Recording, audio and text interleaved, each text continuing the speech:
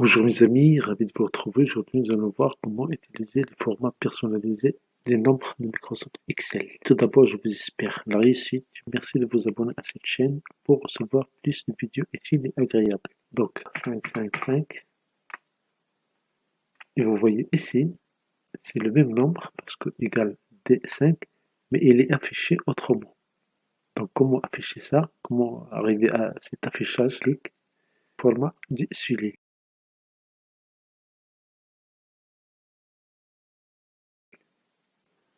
Dans format de style, je choisis, il est ici date, et dans date, je choisis ce format-là. Et puis, je fais OK. Si je veux changer de format, je vais prendre un autre, je fais clic droit, format de style, je peux prendre ce format-là. Je prends un exemple ici, j'ai les dates 5/9/2018. Ça, c'est la même date, mais elle est écrite autrement. Ça, c'est la même date, mais elle est écrite autrement. Donc, pour arriver à ça, je vais faire format style. Je vais voir le format que j'ai pris ici. Donc, voilà le format que j'ai pris ici. Et puis je fais dans nombre, passe à date, puis je choisis 2012-03-14. Et je fais OK. Si je veux avoir ce format-là, avec le jour et le mois, c'est toujours la même donnée, autrement dit égal à 17. Je fais un clic droit, et puis je prends format de cellule. Et dans format de cellule, j'ajoute, je crée ce type-là. Je vais écrire GGG 4 fois pour donner le nom de la dans le nom du jour. Et puis, un espace, je fais G deux fois, GG, pour donner le nombre du jour. Si je veux que ce soit, par exemple, si je ne veux pas avoir 0,5, je veux avoir juste 5, je peux utiliser G une seule fois. Et voilà, G une seule fois, immédiatement. Puis je fais M 4 fois, et puis A 4 fois. Et ce que je vais faire, c'est je vais valider. OK. Et vous voyez ici, si je prends par exemple ici 12, 8, 2017, vous voyez ici, le format change. Si je prends 6, 9, 2010, ça c'est un lundi. Et si je veux avoir le lundi, avec tout le texte qu'il faut, ce que je vais faire ici, je vais faire un clic droit, puis je vais faire format de cellule. Dans format de cellule, je vais ajouter ce texte-là. Je vais zoomer un peu, comme ça vous allez voir. Pour zoomer dans Windows, je fais la touche Windows et plus. Et voilà ici le zoom. Donc vous voyez ce que j'ai écrit, c'est j'écris le entre guillemets parce que c'est du texte. G 4 fois, puis un espace G 2 fois, et M 4 fois et A 4 fois. Pour quitter le zoom de Windows, je fais la touche Windows, puis échappe.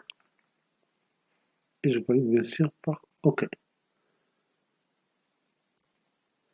Au lieu d'écrire le, bien sûr, vous pouvez écrire clic droit, format de cellule. Au lieu d'écrire le, vous pouvez écrire n'importe texte que vous voulez. Vous pouvez écrire c'est un. Voilà, le texte est affiché immédiatement. C'est un lundi. Vous pouvez écrire ici date d'émission de facture, par exemple. et vous faites le point. Date d'émission de facture. Vous pouvez ajouter date d'inscription.